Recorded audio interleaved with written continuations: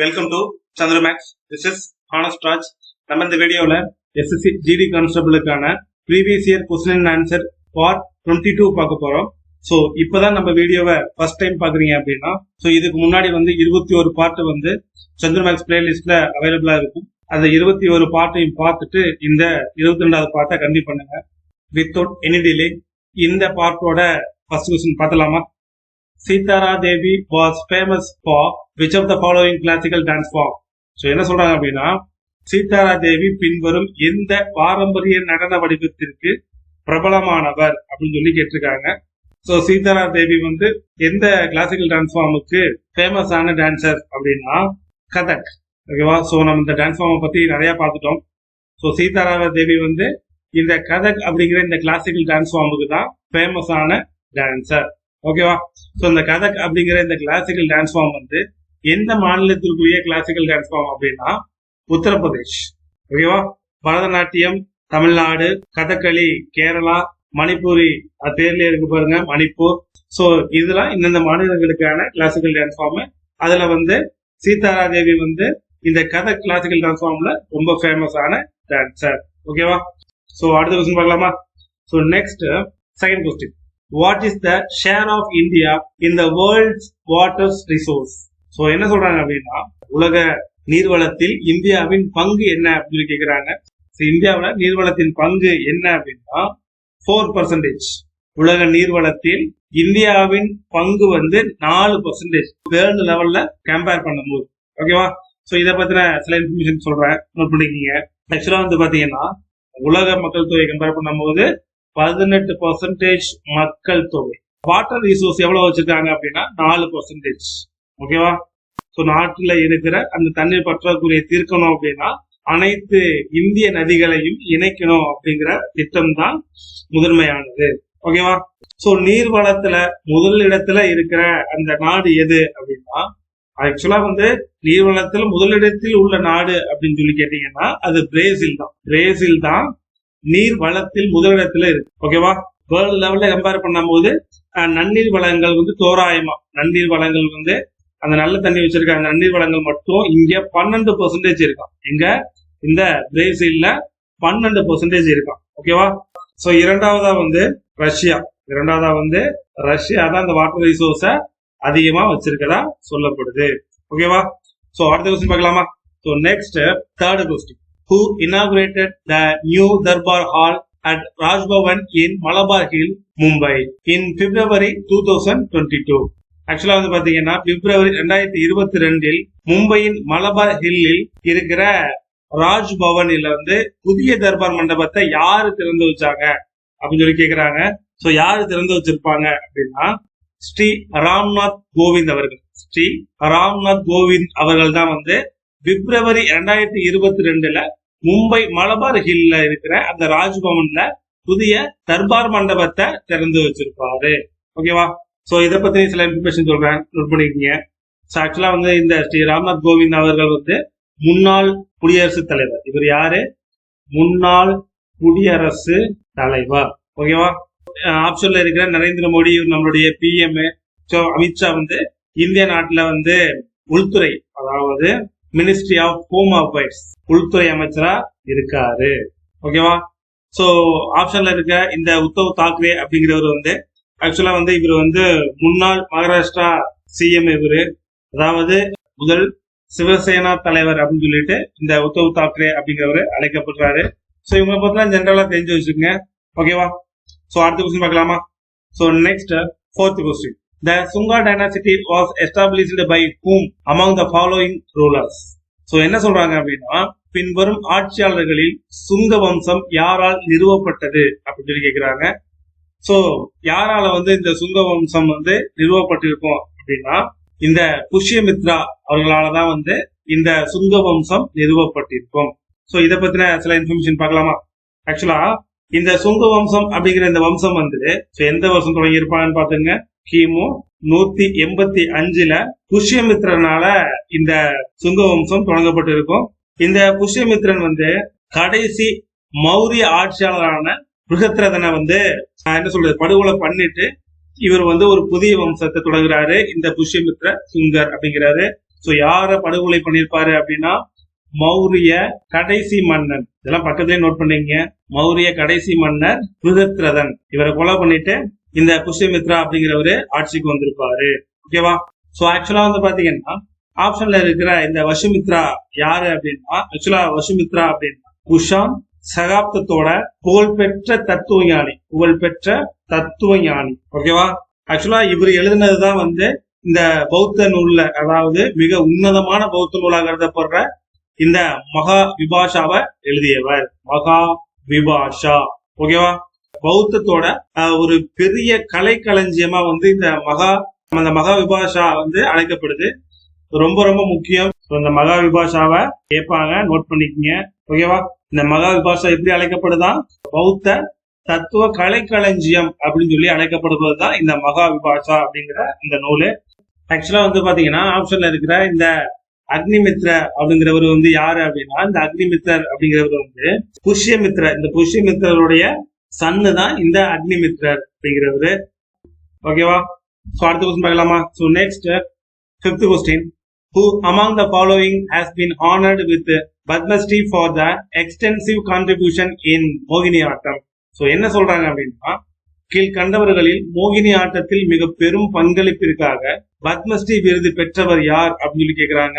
So யாரு வந்து மோகினி ஆட்டத்துல சிறந்த பங்களிப்புக்காக வந்து பத்மஸ்ரீ விருது வாங்கியிருப்பாங்க அப்படின்னா சோ இந்த கனக் ரேலே அப்படிங்கிறவர் தான் மோகினி ஆட்டத்துல பெரும் பங்களிப்பிற்காக பத்மஸ்ரீ விருதை வாங்கியிருப்பாரு. ஓகேவா? சோ இவரை பத்தி சில இன்ஃபர்மேஷன் பார்க்கலாமா? பக்கத்துல நோட் பண்ணிக்கங்க. ஆக்சுவலா இந்த கனக் ரேலே அப்படிங்கிறது வந்து ஒரு கோரியோகிராஃபும் கூட. அந்த டான்ஸ சிறந்த முறையில கோரியோகிராஃப் பண்ணுவாரு. அது மட்டும் இல்லாம ஒரு சிறந்த கல்வியாளராகவும் இந்த கனக் ரேலே அறியப்படுகிறார். ஓகேவா? ஆக்சுவலா இவர் வந்து நாலந்தா நடன ஆராய்ச்சி மையத்துல டைரக்டராகவும் இருந்திருக்கிறாரு, அதுல நிறுவனராகவும் இருந்திருக்கிறார். ஓகேவா? சோ இது நோட் பண்ணிக்கீங்க. இயக்குனர் பிளஸ் நிறுவனராகவும் இருந்திருக்காரு. ஓகேவா? சோ இவரு எங்க பிறந்தவர் இந்த கனக் ரேலே அப்படின்னா இந்த கனக் ரேலே அப்படிங்கிறது குஜராத்ல பிறந்தவர். எங்க? குஜராத்ல பிறந்தவர். சோ இந்த மோகினி ஆட்டம் வந்து எந்த மாநிலத்தோட கிளாசிக்கல் டான்ஸ் ஃபார்ம் அப்படின்னா இந்த மோகினி வந்து கேரள மாநிலத்தோட கிளாசிக்கல் டான்ஸ் ஃபார்ம். ஓகேவா? சோ இது மட்டும் இல்ல, கதகளி அப்படிங்கிற அந்த டான்ஸ் ஃபார்மும் கேரளாவுடைய கிளாசிக்கல் டான்ஸ் ஃபார்ம் தான். யாருக்காக அப்படின்னு சொல்லி நோட் பண்ணிக்கீங்க. இந்து கடவுளான விஷ்ணுவை போற்றும் விதமாகத்தான் ஆடப்படுவது அந்த மோகினி. ஓகேவா? அடுத்து ஆப்ஷன்ல இருக்க இந்த ஷாகிப் மெஹபூப் சுபானி அப்படின்னு சொல்லி சொல்லுவாங்கல்ல, இந்த மெஹபூப் சுபான் வந்து இது இந்தியன் கிளாசிக்கல் மியூசிக், அதாவது நாதஸ்வரத்துல சிறந்த வித்வான் தான் வந்து இந்த மெஹபூப் சுபான் அப்படிங்கிறது நாதஸ்வர கலைஞர். ஓகேவா? சோ அடுத்த கொஸ்டின் பார்க்கலாமா? So next 6th question. In India, the stagnation in agriculture during the colonial rule was permanently broken by the dash. So என்ன சொல்றாங்க அப்படின்னா இந்தியாவில் காலனித்துவ ஆட்சியின் போது விவசாயத்தில் இருந்த தேக்க நிலை டேஷ் மூலம் நிரந்தரமாக உடைக்கப்பட்டது அப்படின்னு சொல்லி கேட்டிருக்காங்க. சோ எதன் மூலம் நிரந்தரமாக உடைக்கப்பட்டிருக்கும் அப்படின்னா கிரீன் ரெவல்யூஷன். ஓகேவா? இந்த பசுமை புரட்சியின் மூலமா தான் வந்து இந்தியாவில் காலனித்துவ ஆட்சியின் போது விவசாயத்தில் இருந்த அந்த தேக்க நிலைகளை வந்து பசுமை புரட்சியின் மூலமா தான் வந்து நம்ம நிரந்தரமா உடைத்தெறிந்தோம், நிரந்தரமா ப்ரோக் பண்ணோம். ஓகே? சோ இதை பத்தின சில இன்ஃபர்மேஷன் சொல்றேன், பக்கத்துலயே நோட் பண்ணிக்கங்க. யூஸ்வலா வந்து பாத்தீங்கன்னா நம்ம பசுமை புரட்சி கிரீன் ரெவல்யூஷனை பத்தி ஆல்மோஸ்ட் நிறைய பார்த்தாச்சு. இதுல பார்க்காத சில விஷயங்கள் மட்டும் சொல்றேன், அதை நோட் பண்ணிக்கங்க. இப்போ நம்ம இந்த காலனித்துவம்னா நம்ம பிரிட்டிஷ் ஆட்சியில இருந்த அந்த டைம் தான் இந்த காலனித்துவ அந்த டைம் அப்படின்னு சொல்லி சொல்லுவாங்க. அவங்க டைம்ல வந்து விவசாயத்துல நிறைய தேக்க நிலைகள், நிறைய மந்த நிலைகள் இருந்துச்சு. ஓகேவா? இது எல்லாமே இந்த பசுமை புரட்சியால தான் சரி செய்யப்பட்டது. ப்ரீவியஸ் வீடியோக்கள்ல வந்து நம்ம பார்த்திருப்போம். அதிக மகசூல் தருகின்ற அந்த வகைகள், அந்த தானிய வகைகள் எது எது அப்படின்னா அரிசி மற்றும் கோதுமை. சோ இதுதான் வந்து அதிக மகசூல் தரக்கூடிய பயிர் வகைகளா கருதப்பட்டு அதிகமா விளைவிக்கப்பட்டுச்சு. ஓகேவா?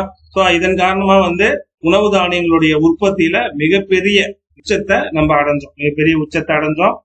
அது மட்டும் இல்ல, இந்தியாவில வந்து இந்த பசுமை புரட்சியை நம்ம எந்த வருஷத்துல இருந்து தொடங்கியிருப்போம் அப்படின்னா 1960களின் பிற்பகுதியிலிருந்து நம்ம ஸ்டார்ட் பண்ணியிருப்போம். ஓகேவா? சோ இது வந்து இந்தியாவில அறிமுகப்படுத்தப்பட்ட இந்த வருஷம். ஓகேவா? இந்த கிரீன் ரெவல்யூஷனை பத்தி நிறைய பார்த்தாச்சு.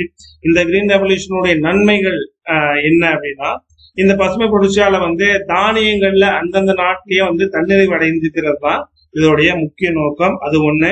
விவசாய உற்பத்தியை அதிகம் பண்ணணும், எப்படியாவது வறுமையை குறைச்சிடணும் அப்படிங்கிறது தான் இந்த கிரீன் ரெவல்யூஷனுடைய அல்டிமேட் எய்மா இருந்துச்சு.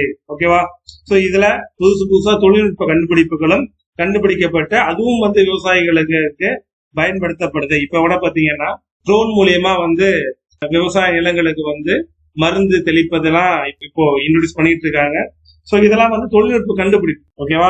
சோ அடுத்த கொஸ்டின் பார்க்கலாமா? So next 7th question. As of November 2022, Basavaraj Bommai is the Chief Minister of Dash State of India. ஆக்சுவலா இது ஒரு கரண்ட் அஃபேர்ஸ் கொஸ்டின். சோ என்ன சொல்றாங்க அப்படின்னா, நவம்பர் 2022 நிலவரப்படி இந்தியாவின் டேஷ் மாநிலத்தின் முதலமைச்சராக பசவராஜ் பொம்மை உள்ளார் அப்படின்னு கேட்டிருக்காங்க. சோ எந்த மாநிலத்துல இந்த பசவராஜ் பொம்மை அப்படிங்கிறவர் முதலமைச்சரா இருந்தாரு அப்படின்னா இந்த கர்நாடகா மாநிலத்துல தான் 2022 படி முதலமைச்சரா இருந்திருக்காரு. இது அப்போதைய தகவல். ஓகேவா? சோ இத பத்தின இன்ஃபர்மேஷன் பார்க்கலாமா? ஆக்சுவலா சித்தராமையா இப்போ சித்தராமையா முதலமைச்சரா இருக்காரு. யாரு துணை முதலமைச்சரா இருக்காங்க அப்படின்னா TK சிவகுமார் அப்படிங்கிறவரு துணை முதலமைச்சரா இருக்கிறாங்க. ஆக்சுவலா இந்த ரெண்டு தலைவர்களும் சுழற்சி முறையில, ஏன்னா அங்க தொங்கு சட்டசபை அங்க அமைஞ்சிருச்சு. சோ அதனால முதல் 2.5 ஆண்டுகள் ஒரு ஆளும் அடுத்த 2.5 ஆண்டுகள் வேற ஆளும் அந்த மாநிலத்துல ஆட்சி புரிவாங்க. சோ இப்போ அதாவது ஃபர்ஸ்ட் 2.5 இயர்ஸ் சித்தராமையா. ஓகேவா? சோ அடுத்த 2.5 வருஷம் யாரு அப்படின்னா TK சிவகுமார். ஓகேவா? சோ இப்போ சித்தராமையா இருக்காரு. அடுத்த 2 வருஷம் கழிச்சு இந்த சிவகுமார் முதலமைச்சரா இருப்பாரு. ஓகேவா? ஆக்சுவலா பாத்தீங்கன்னா ஆப்ஷன்ல இருக்க இந்த தெலுங்கானாவுக்கு இப்போ சமீபத்துலதான் எலெக்ஷன் நடந்தது. சோ 2023 படி இப்போ இந்த தெலுங்கானாவில யாரு சிஎம் இருக்காங்க அப்படின்னா ரேவந்த் ரெட்டி அப்படிங்கிறவர் தான் இப்போ கரண்ட்ல இந்த தெலுங்கானாவுடைய சீஃப் மினிஸ்டர். ஓகேவா? சோ கேரளாவுக்கு உங்களுக்கு தெரியும் பினராயி விஜயன் அவர்கள். சோ தமிழ்நாட்டுல ஸ்டாலின் அவர்கள் சிஎம்ஆ இருக்கிறாரு. ஓகேவா? சோ அடுத்த கொஸ்டின் பார்க்கலாமா? So next 8th question. In Andhra Pradesh, who is the chairman of the State Business Advisory Committee? என்ன சொல்றாங்க அப்படின்னா, ஆந்திராவுல மாநில வணிக ஆலோசனை குழுவோட தலைவர் யாரு அப்படின்னு கேக்குறாங்க. சோ தலைவர் யாரா இருந்திருப்பாங்க அப்படின்னா the speaker of state legislature, அதாவது மாநில சட்டமன்ற சபாநாயகர் தான் ஆந்திராவில் மாநில வணிக ஆலோசனை குழுவோட தலைவரா இருந்திருப்பாரு. ஓகேவா? ரொம்ப ரொம்ப முக்கியம், இதை நோட் பண்ணிக்கோங்க. சோ இதை பத்தின சில இன்ஃபர்மேஷன் பார்க்கலாமா? ஆக்சுவலா இந்த ஸ்பீக்கர் ஆஃப் ஸ்டேட் லெஜிஸ்லேச்சர், அதாவது மாநில சட்டமன்ற சபாநாயகர் அப்படின்னு சொல்லப்படுவது சட்டப்பேரவையுடைய அனைத்து செயல்பாடுகளையும் மேற்கொள்வதற்கான ஒரு உயர்ந்த பொறுப்புல இருக்கிற ஒரு தலைமை அதிகாரி தான் இந்த மாநில சட்டமன்ற சபாநாயகர் அப்படின்னு சொல்லப்படுவாரு. இவருக்கு அதிகபட்சமா இந்த சட்டப்பேரவைகள்ல உரிமை மிக்கவர் இவர் தான். அதிகபட்சமா சட்டப்பேரவையில உரிமை மிக்கவர், அதிகாரம் மிக்கவர் இவர் தான். ஓகே, ஆக்சுவலா பாத்தீங்க அப்படின்னா சட்டமன்றத்தோடைய கீழ் சபை சட்டப்பேரவை எப்படி அழைக்கப்படுது அப்படின்னா இந்த விதான் சபா அப்படின்னு சொல்லி அழைக்கப்படும். மேல் சபை எப்படி அழைக்கப்படுது அப்படின்னா விதான் பரிஷத் அப்படின்னு சொல்லி அழைக்கப்படும். விதான் பரிஷத் இது கீழ் சபை, விதான் சபா அப்படிங்கிறது கீழ் சபை, விதான் பரிஷத் அப்படிங்கிறது மேல் சபை. ஓகேவா? சோ இத பக்கத்துல நோட் பண்ணி வச்சுங்க. இதெல்லாம் ப்ரீவியஸ் வீடியோக்குள்ளேயே நம்ம பார்த்தாச்சு. ஓகேவா? சோ அடுத்த கொஸ்டின் பார்க்கலாமா? So next 9th question. Electrolysis of the water is an example of dash. என்ன சொல்றாங்க அப்படின்னா நீரின் மின்னார் பகுப்பு டேஷுக்கு எடுத்துக்காட்டு அப்படின்னு சொல்லி சொல்றாங்க. சோ எதற்கு எடுத்துக்காட்டு அப்படின்னா டீகாம்போசிஷன் ரியாக்ஷன். ஓகேவா? அதாவது நீர் மின்னார் பகுப்பு சிதைவு எதிர்வினைக்கு ஒரு எடுத்துக்காட்டு தான் இந்த நீர் மின்னார் பகுப்பு அப்படிங்கிறது. ஓகேவா? சோ இதை பத்தின சில இன்ஃபர்மேஷன் பார்க்கலாமா? ஆக்சுவலா பாத்தீங்கன்னா நீருடைய மின்னார் பகுப்புனா என்ன? ஆக்சுவலா நீருடைய மின்னார் பகுப்புனா என்ன அப்படின்னா நீருடைய அந்த மின்னார் பகுப்பு அப்படிங்கிறது ஆக்சுவலா நீருடைய சிதைவு இல்லைன்னா சேர்க்கை, எப்படி வேணா சொல்லலாம். அந்த சிதைவு பிளஸ் அந்த சேர்க்கை தான் நம்ம நீரின் மின்னார் பகுப்பு அப்படின்னு சொல்றோம். இது எதற்கு எடுத்துக்காட்டு அப்படின்னா ஒரு எதிர்வினைக்கு எடுத்துக்காட்டு. ஓகேவா? இப்ப நீருடைய மின்னார் பகுப்பு அப்படிங்கிறது வந்து என்ன வகையான எதிர்வினையை தருது, எதிர்வினைன்னு சொல்லிட்டோம், என்ன வகையான எதிர்வினையை தருது அப்படின்னா, நீருடைய மின்னார் பகுப்பு வந்து நீர்ல இருக்கிற மூலக்கூறுகளான ஹைட்ரஜன் பிளஸ் ஆக்சிஜன் வாயுக்கெல்லாம் வந்து சிதைக்கும். நீர்ல இருக்கிற அந்த நீருடைய மூலக்கூறுகளான ஹைட்ரஜன் பிளஸ் ஆக்சிஜன் வாயுவை வந்து சிதைப்பதுதான் வந்து இந்த நீரோட மின்னார் பகுப்பு அப்படின்னு சொல்லி சொல்லப்படுது. இதுக்கு வந்து சிறந்த உதாரணமா சொல்லணும் அப்படின்னா, ஒரு பேட்டரியை வந்து நம்ம ரீசார்ஜ் பண்றோம்ல, அது வந்து நீரார் பகுப்புக்கு ஒரு சிறந்த உதாரணமா கருதப்படுது. ஓகேவா? பேட்டரியை ரீசார்ஜ் செய்யறது ஒரு சிறந்த முன் உதாரணம் தான் இந்த எலக்ட்ரோலைசிஸ் ஆஃப் வாட்டர் அப்படிங்கிறதுக்கு எக்ஸாம்பிள சொல்லலாம். ஓகே, சோ அடுத்த கொஸ்டின் பார்க்கலாமா? So next 10th question, the part of agriculture procedure which is sold by farmers in the market is called dash surplus. என்ன சொல்றாங்க அப்படின்னா, விவசாயிகளால் சந்தையில் விற்கப்படும் விவசாய உற்பத்தி பகுதி டேஷ் உபரி என்று அழைக்கப்படுகிறது. டேஷ் உபரி எனப்படும் அப்படின்னு சொல்லி சொல்றாங்க. சோ டேஷ் உபரி எனப்படும் அப்படின்னா, பாஜா விவசாய சந்தையில் விற்கப்படும் விவசாய உற்பத்தி பகுதி வந்து பாஜா உபரி என்று அழைக்கப்படுது. பாஜா உபரி என்று அழைக்கப்படுது. ஓகேவா? சோ இத பத்தி சில இன்ஃபர்மேஷன் பார்க்கலாமா? ஆக்சுவலா வந்து பாத்தீங்கன்னா, இந்த உபரின்னு சொல்றோம்ல, இந்த உபரி வந்து கிட்டத்தட்ட ஒரு 4 விதமான உபரியா கண்டறியப்படுது. சோ அந்த 4த்தோட தலைப்பு தெரிஞ்சு வச்சுக்கோங்க, அது என்னன்னு சொல்றேன். ஃபர்ஸ்ட் வந்து சந்தைப்படுத்தப்பட்ட உபரி, 2வது வந்து வீட்டு உபரி, 3வது வந்து பாத்தீங்கன்னா தேசிய உபரி அப்படின்னு சொல்லி சொல்லப்படுது. அடுத்த 4வது விவசாய உபரி அப்படின்னு சொல்லிட்டு இருக்கு. ஓகேவா? சோ அடுத்த கொஸ்டின் பார்க்கலாமா?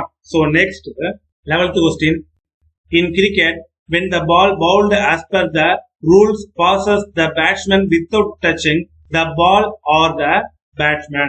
If the ball passes and runs are scored on that ball, then it is considered as dash. So என்ன சொல்றாங்க அப்படின்னா, கிரிக்கெட்டில் விதிகளின்படி வீசப்படும் பந்து பேட்ஸ்மேனை கடந்து போகுது அப்படின்னா, கடந்து போற அந்த பந்துல வந்து அதிக ரன் எடுக்கப்பட்டுச்சு அப்படின்னா அது என்னவா கருதப்படுது, என்ன டேர்ம்னு சொல்லுவாங்க அப்படின்னு சொல்லி கேக்குறாங்க. சோ அது என்னவா கருதப்படும் அப்படின்னா பை அப்படின்னு சொல்லி சொல்லுவாங்க. அது என்ன சொல்லுவாங்க? பை அப்படின்னு சொல்லி சொல்லுவாங்க. ஓகேவா? பேட்ஸ்மேனோட எல்லை இருக்கு அப்படின்னா, சோ இங்க 3 ஸ்டெம்ப் இருக்கு, ஞாபகம் வச்சுக்கோங்க.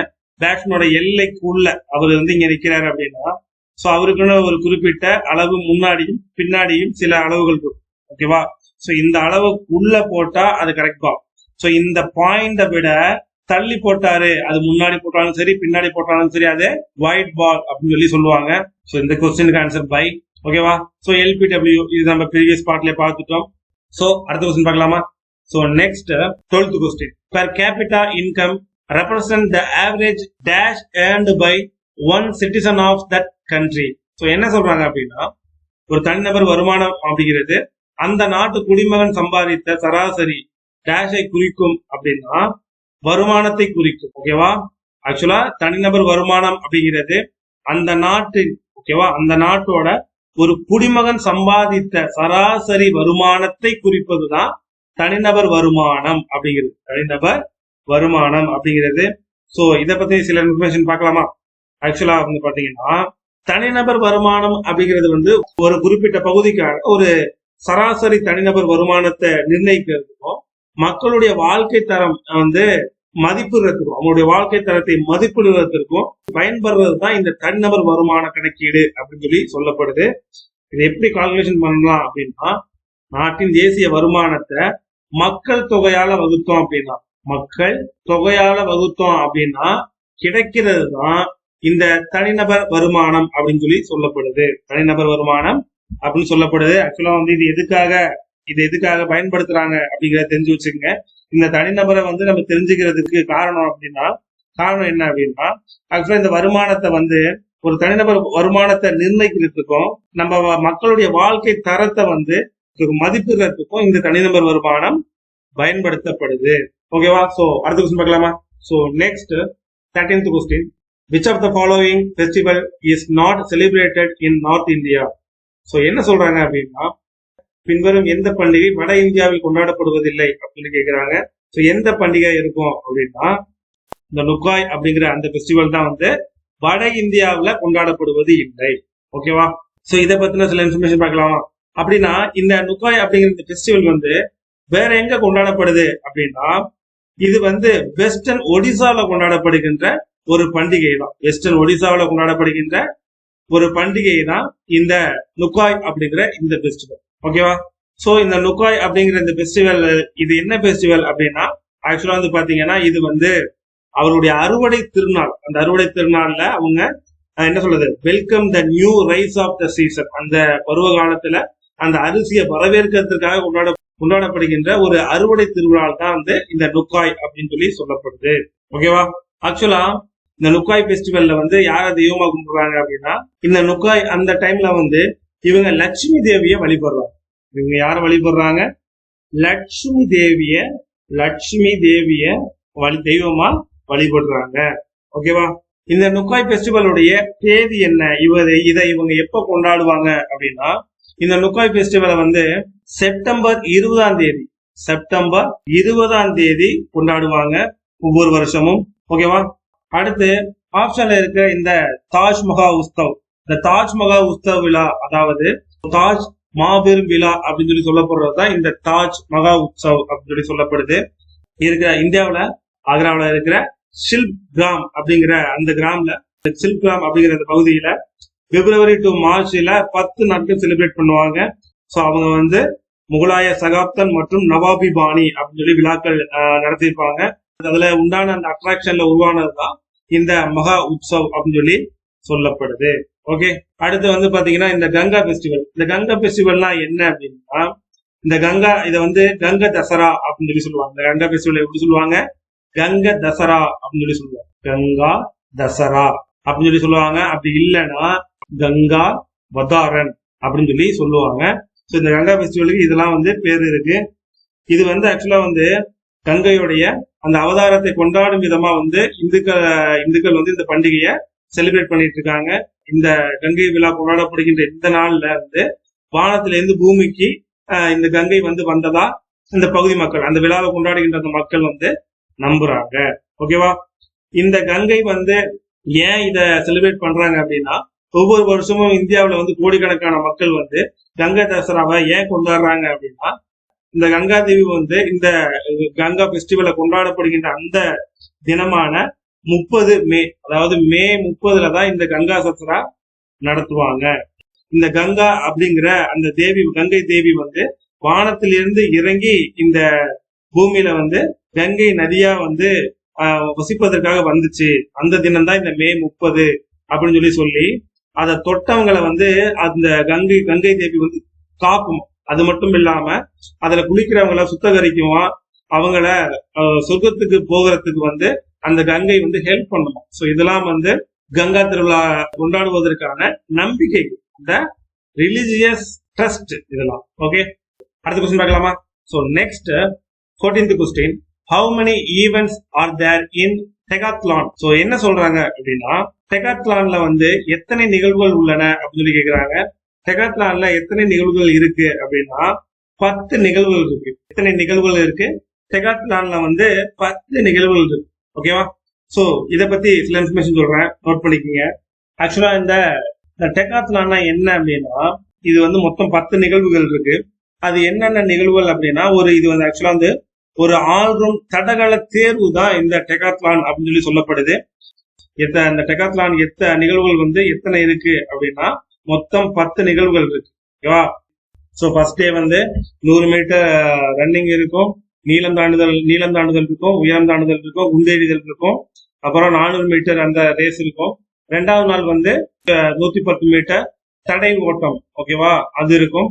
அப்புறம் வட்டு எறிதல், வால்ட், ஈட்டி எறிதல், அப்புறம் 1500 மீட்டர் ரேஸ் இருக்கும். ஓகேவா? சோ இதுதான் வந்து அந்த 10 நிகழ்வுகள். இதுதான் வந்து அந்த 10 நிகழ்வுகள். ஓகேவா? சோ இதை நோட் பண்ணி வச்சிருக்கேன். இப்போ இந்த டெகாத்லான் அப்படிங்கிறது வந்து ஆண்களுக்கான விளையாட்டு பிரிவுகளா இல்ல பெண்களுக்கான விளையாட்டு பிரிவுகளா அப்படின்னு சொல்லி 2 கேட்டகரிஸ் இருக்கு.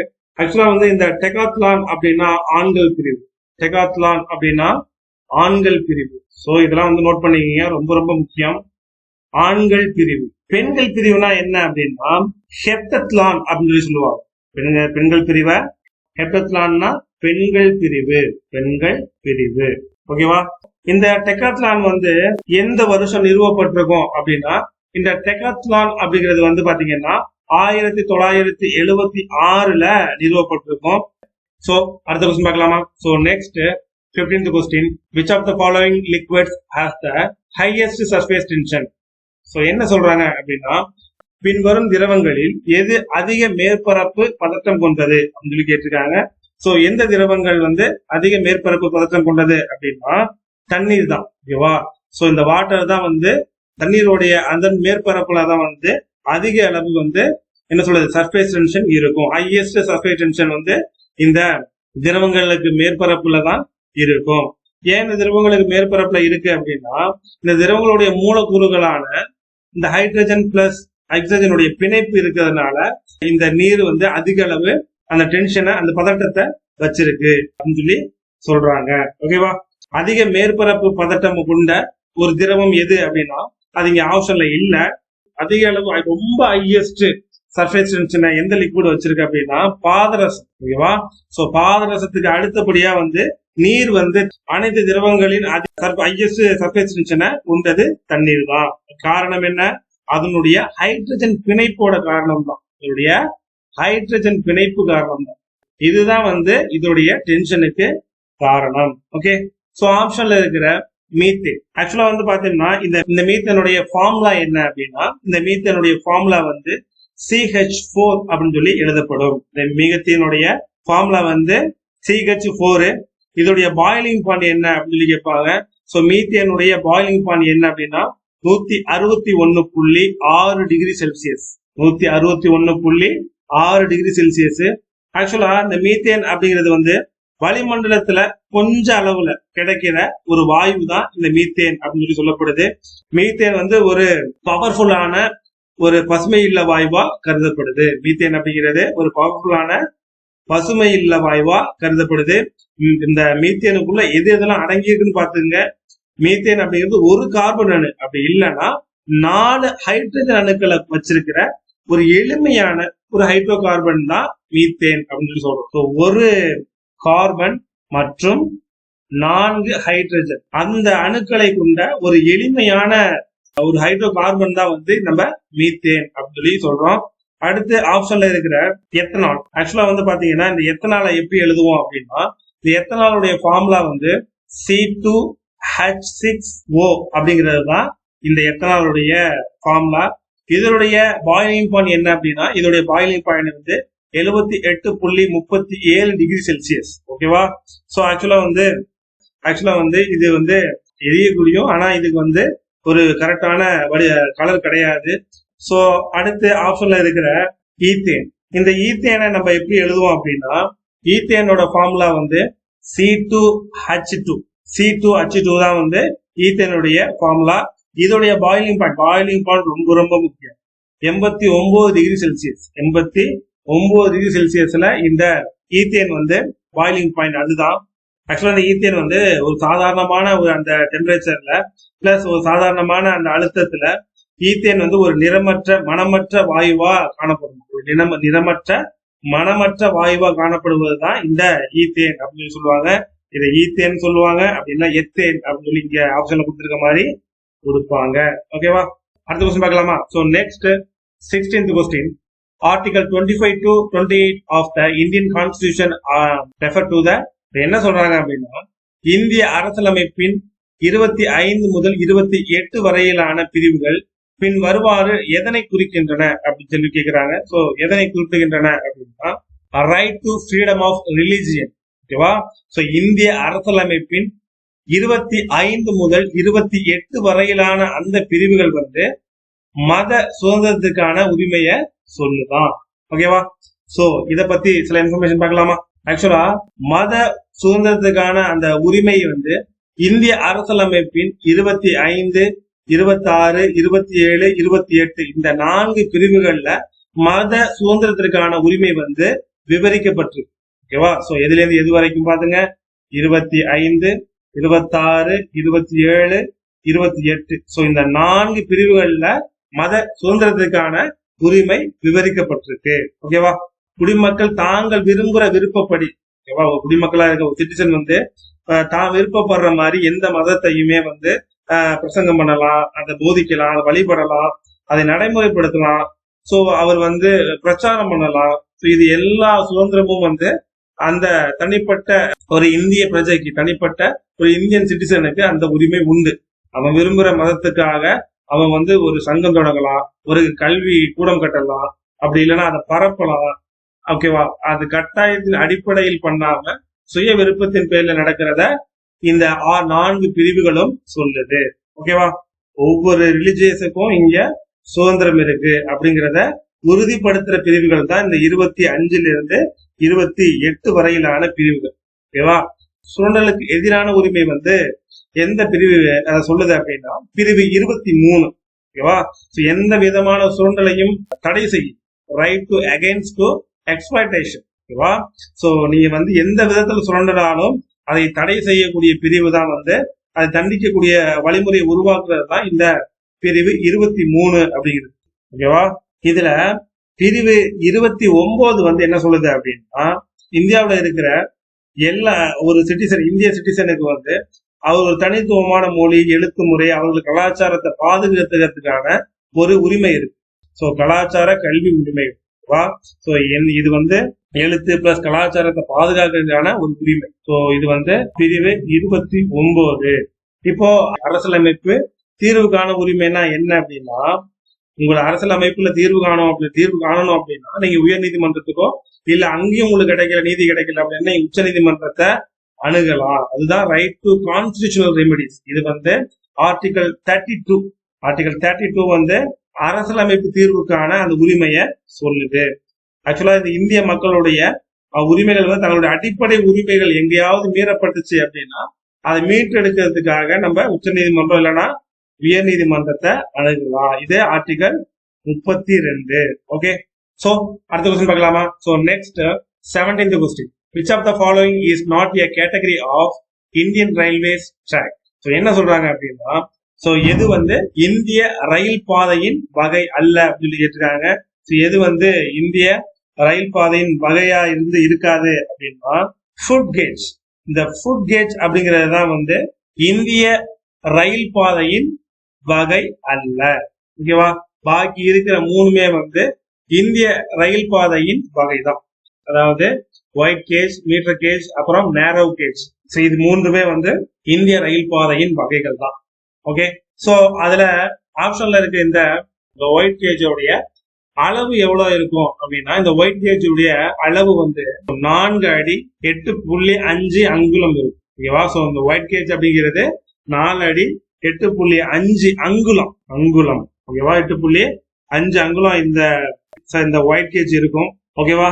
மீட்டர்ல சொல்லணும் அப்படின்னா 1.4 மீட்டர். 1.4 மீட்டர் வந்து இந்த ஒயிட் கேஜ் உடைய அகலம். அடுத்து மீட்டர் கேஜ். மீட்டர் கேஜ் அப்படிங்கிறது என்ன அப்படின்னா இது வந்து எவ்வளவு மில்லிமீட்டர் இருக்கும் அப்படின்னா இது வந்து 1 மீட்டர். மீட்டர் கேஜ் உடைய அளவு என்ன? 1 மீட்டர் இருக்குமா.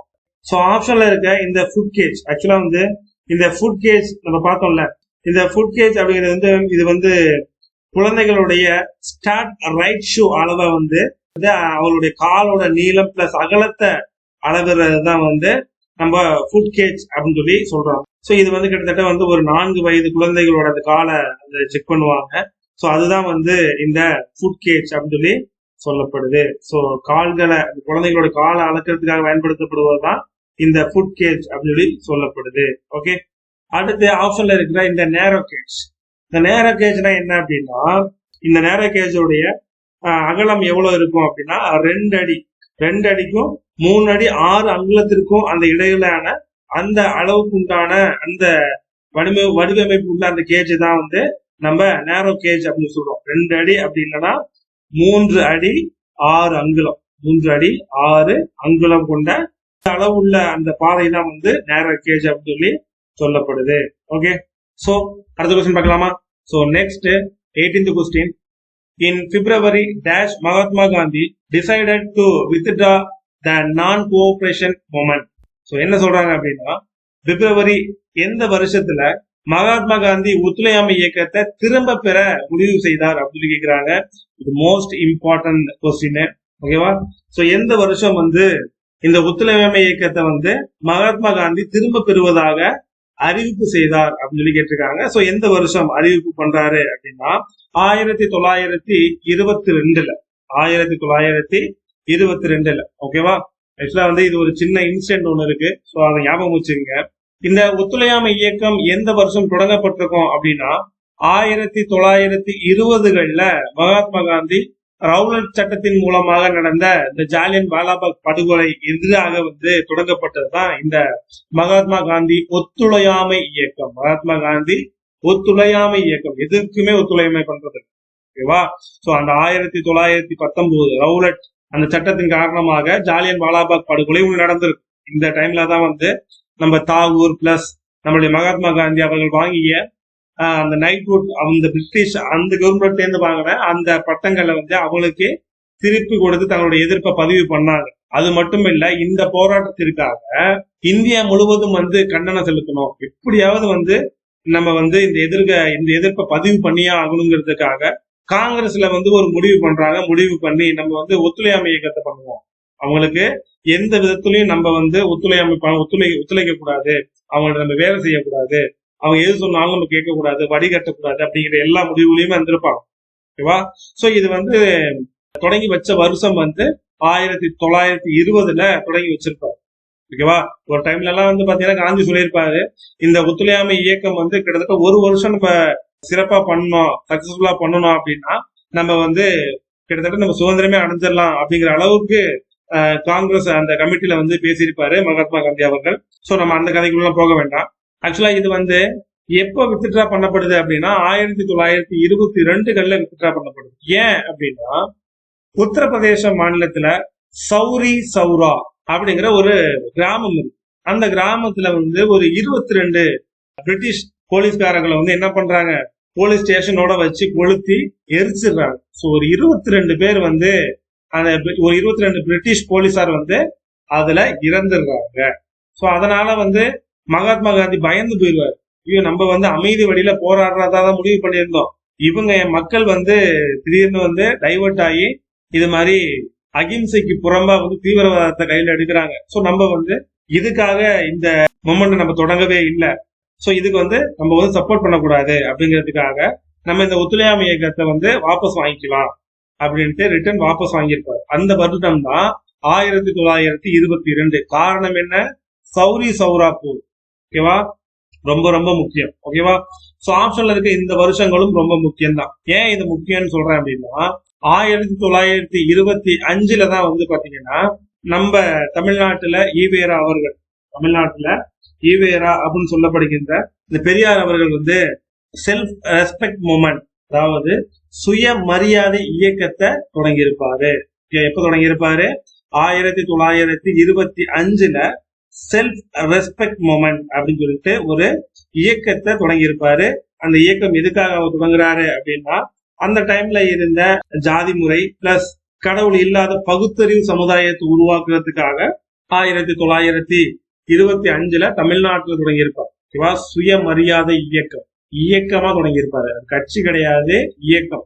ஓகே, சோ அதே மாதிரி 1927 எதுக்கு முக்கியம்னு சொல்றேன் அப்படின்னா, சோ இந்த டைம்ல வந்து பாத்தீங்கன்னா என்ன நடந்திருக்கும் அப்படின்னா, சென்னையில வந்து 1927ல ஒரு காங்கிரஸ் மாநாடு நடந்திருக்கும். அந்த காங்கிரஸ் மாநாட்டுல ஒரு முக்கியமான முடிவு எடுத்திருப்பாங்க. என்ன அப்படின்னா, பூரண சுராஜ்யத்துக்கான ஒரு கோரிக்கை இந்த 1927ல தான் வச்சிருப்பாங்க.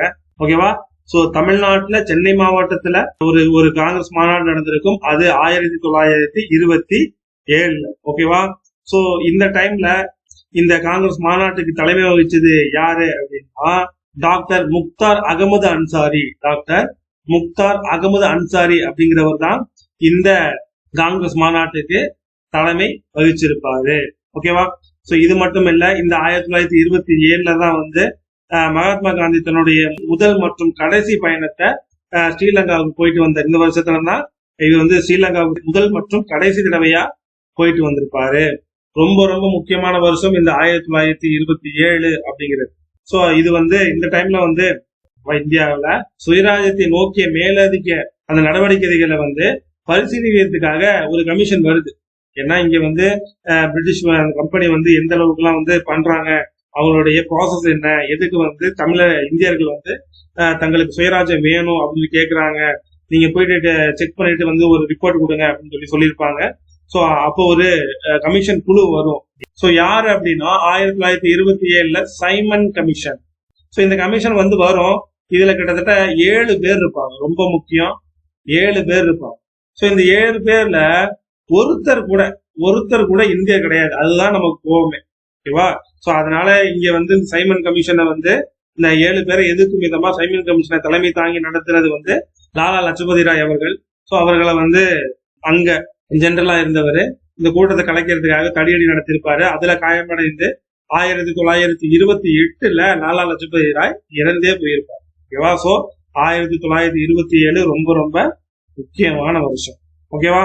சோ கீழே இருக்கிற 1924 என்ன நடந்திருக்கும் அப்படின்னா 1924 தான் வந்து காங்கிரஸோடைய மாநாட்டுல வந்து காந்தியடிகள் வந்து 1924 தான் அந்த காங்கிரஸ் மாநாட்டுக்கு தலைமை தங்கியிருப்பாரு. ஒரே ஒரு காங்கிரஸ் மாநாட்டுக்கு தான் காந்தி தலைமை தங்கியிருப்பாரு. அது 1924. ஓகேவா? சோ இது மட்டும் இல்லாம செப்டம்பர் 17 வந்து இந்து முஸ்லிம் ஒற்றுமைக்காக மகாத்மா காந்தி 21 நாட்கள் இந்த 1924 தான் காந்தியடிகள் வந்து உண்ணாவிரதம் எடுத்திருப்பாரு. இது மட்டும் இல்லாம நம்ம சவுத் இந்தியாவில வந்து வைக்கம் சத்தியாகிரகம் வந்து, அதாவது வேர்ல்டு லெவல்ல வந்து நிறவெறிக்கு எதிராக முதலாக நடந்த ஒரு போராட்டம் தான் இந்த வைக்கம் சத்தியாகிரகம் அப்படின்னு சொல்லி சொல்லப்படுது. சோ இதை யாரு முதல்ல வந்து ஸ்ட்ரக்சரல் பண்றாங்க அப்படின்னா கேரளாவில் இருக்கிற டி.கே. மாதவன் மற்றும் ஸ்ரீ நாராயணகுரு, இவங்க 2 பேரும் சேர்ந்துதான் இந்த வைக்கம் சத்தியாகிரகம் ஒரு சத்தியாகிரகத்தை தொடங்குறாங்க. அது 1924 மார்ச் 30 தொடங்குறாங்க. ஓகேவா? சோ அடுத்த கொஸ்டின் பார்க்கலாமா? So next 19th question. Who among the following will defeat Dharam Yadav in Asamkar election, Uttar Pradesh in June 2022? By doing this he become an MP. So என்ன சொல்றாங்க அப்படின்னா 2022 ஜூன் மாதம் உத்தரப்பிரதேச மாநிலத்தில் நடைபெற்ற அசம்கர் தேர்தல்ல தரம் யதாவை தோற்கடித்தவர் யார் அப்படின்னு கேக்குறாங்க. அவர் வந்து இந்த தேர்தல் மூலமா வந்து எம்பியாவே மாறிட்டார். சோ அவர் யாரு அப்படின்னு கேக்குறாங்க. சோ யாரு அப்படின்னா தினேஷ் லால் யாதவ் அப்படிங்கிறவர் தான். யாரு? தினேஷ் லால் யாதவ் அப்படிங்கிறவர் தான் 2022 ஜூன் மாசத்துல உத்தரப்பிரதேசத்தில் நடைபெற்ற அசம்கர் அந்த தேர்தல்ல வந்து தரம் யதாவை வந்து தோற்கடிச்சு அதன் மூலமாக எம்பி ஆகுறாரு. அதன் மூலமாக எம்பியா ஆனவர் இவர் தான். ஓகேவா? ஓகே, அடுத்த கொஸ்டின் பார்க்கலாமா? So next 20th question. Unemployment is measured in India on the methods prescribed by the dash. ஆக்சுவலா என்ன சொல்றாங்க அப்படின்னா இந்தியாவில் வேலையில்லா திண்டாட்டம் அப்படிங்கிறது வந்து பின்வரும் எந்த முறைகள்ல அளவிடப்படுகிறது அப்படின்னு சொல்லி கேக்குறாங்க.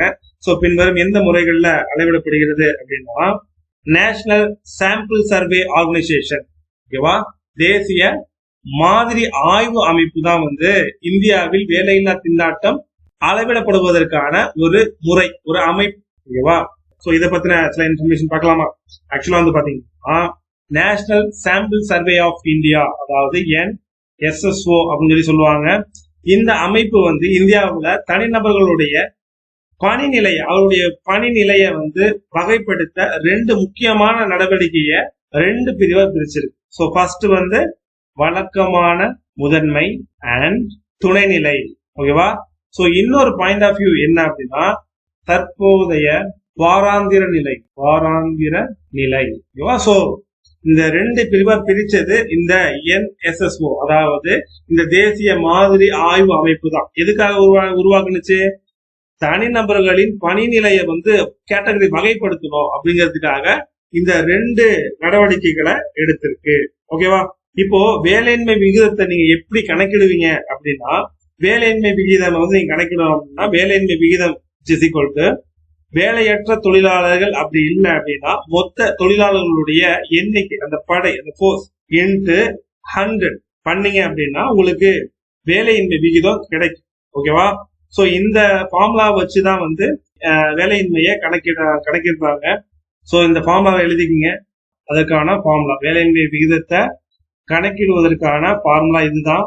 வேலையின்மை விகிதம் வேலையற்ற தொழிலாளர்கள் அப்படி இல்லைன்னா வேலையற்ற அந்த மொத்த தொழிலாளர்களுடைய எண்ணிக்கை அந்த படை அப்படின்னு சொல்லி சொல்லுவாங்க இன்ட்டு 100 அப்படின்னு சொல்லி போட்டீங்கன்னா உங்களுக்கு இந்த வேலையின்மை விகிதத்தை நீங்க கால்குலேஷன் பண்ணிடலாம். ஓகேவா? சோ இதோட இந்த பார்ட்டுக்கான கொஸ்டின் முடிஞ்சது. ஓகேவா? சோ இந்த பார்ட்டுக்கான 3 கொஸ்டின் என்ன அப்படின்னா, ஃபர்ஸ்ட் கொஸ்டின் நோட் பண்ணிக்கீங்க. ஃபர்ஸ்ட் கொஸ்டின் வந்து வெண்மை புரட்சியின் தந்தை யார் அப்படின்னு சொல்லி சொல்லுங்க. வெண்மை புரட்சியின் தந்தை யார் அப்படின்னு சொல்லி சொல்லுங்க.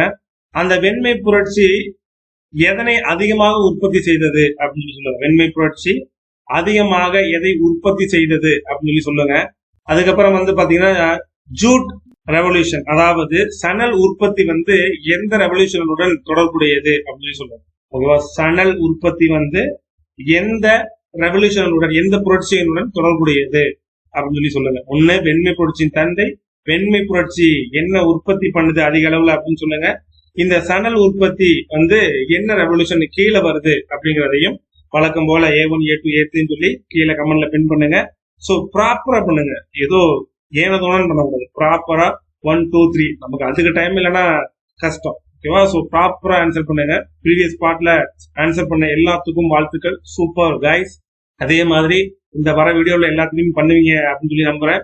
ஓகே, சோ மீண்டும் அடுத்த வீடியோல சந்திக்கிறேன். தேங்க்யூ, பாய்.